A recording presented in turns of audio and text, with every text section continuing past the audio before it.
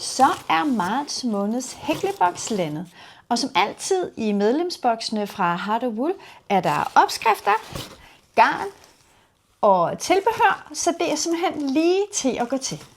I den her måned der er det et påskesæt med 3 opskrifter. Der er en brødkurv med øre og hale, mega sød.